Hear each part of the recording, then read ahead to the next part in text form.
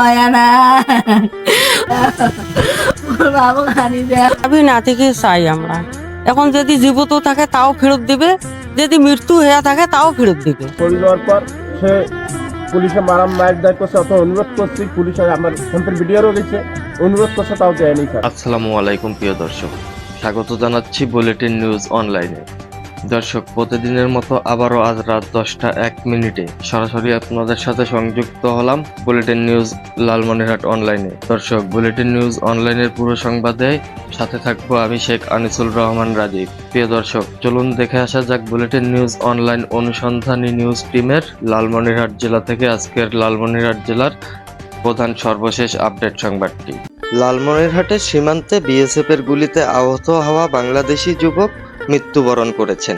লালমনিরহাটের দুর্গাপুর দিঘলটারি সীমান্তে ভারতীয় সীমান্তরক্ষী বাহিনী বিএসএফের গুলিতে লিটন পারভেজ বয়স 22 নামের একজন আহত বাংলাদেশি যুবক ভারতে চিকিৎসাধীন অবস্থায় মারা গিয়েছেন।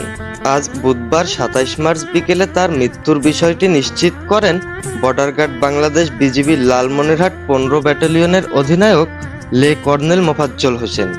এর আগে সোমবার দিবাগত মধ্যরাতে আদিতমারী উপজেলার দুর্গাপুর ইউনিয়নের দিঘলতারি পশ্চিম বর্ডার এলাকায় 923 নং পিলারে ভারতের অভ্যন্তরে এ ঘটনাটি ঘটে।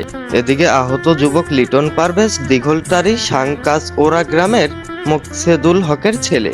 বুলেটিন নিউজ লালমনিরহাটের অনুসন্ধানী নিউজ টিম স্থানীয় সূত্রে জানতে পেরেছে, সোমবার রাতে ভারতীয় গরুর ব্যবসায়ীদের সহায়তায় ভারতীয় গরু পাচার করতে দিঘলতারি পশ্চিম বর্ডার সীমান্ত দিয়ে অবৈধভাবে ভারতে প্রবেশ করে একদল গরুর রাখাল এবং সে সময় গরু নিয়ে ফেরার পথে ভারতের কোচবিহার জেলার দিনহাটা কৈমারি বিএসএফ ক্যাম্পের সদস্যরা তাকে ঘিরে ফেলে।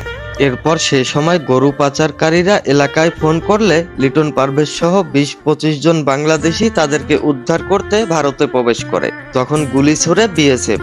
এরপর বাকিরা পালিয়ে ফিরলেও গুলিতে আহত হয়ে ভারতে অভ্যন্তরে পড়েছিলেন লিটন পারভেজ। পরে তাকে উদ্ধার করে নিয়ে যায় বিএসএফ এর সদস্যরা। এরপর মঙ্গলবার দিবাগত মধ্যরাতে ভারতের এমজি হাসপাতালে চিকিৎসাধীন অবস্থায় মারা যান যুবক লিটন। কয়েক বছর আগেও পাচার করতে গিয়ে বিএসএফ এর রাবার বুলেটের আঘাতে আহত হয়েছিলেন নিহত লিটন পারভেজ। অন্যদিকে border guard Bangladesh BGB Lalmonirhat 15 ব্যাটালিয়নের অধিনায়ক লে colonel Mofazzal Hossain bulletin news online অনুসন্ধানী নিউজ টিমকে বলেন, সীমান্তের ওপারে লিটন নামে আহত যুবক ভারতীয় হাসপাতালে চিকিৎসাধীন অবস্থায় মারা গিয়েছেন এবং তার মরদেহ রাতে জাউরানি সীমান্তে হস্তান্তর করার কথা রয়েছে। দর্শক, এই ছিল আজ বুলেটিন নিউজ অনলাইন লালমনিরহাট থেকে লালমনিরহাট জেলার প্রধান সর্বশেষ আপডেট সংবাদটি। প্রিয় দর্শক, বুলেটিন নিউজ ইউটিউবে দেখতে ব্রাউজ করুন youtube/বুলেটিন বার্তা লালমনিরহাট। দর্শক, এখনকার মতো বিদায় নিচ্ছি। আবারও প্রতিদিনের মতো আগামীকাল রাত 10:01 সরাসরি বুলেটিন নিউজ অনলাইনে আমি শেখ আনিসুল রহমান রাজীব উপস্থিত হয়ে আপনাদেরকে লালমনিরহাট জেলার সর্বশেষ সকল প্রধান খবরের ভেতরের খবর, গোপন খবর আপনাদেরকে জানাবো। ততক্ষণ পর্যন্ত ভালো থাকুন, সুস্থ থাকুন।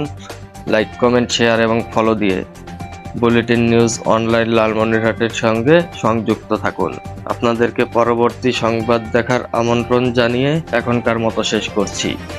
আবারও আগামীকাল রাত 10:01 সরাসরি সংযুক্ত হব আপনাদের সাথে। এখনকার মতো বিদায় নিচ্ছি। আসসালামু আলাইকুম, আল্লাহ হাফেজ।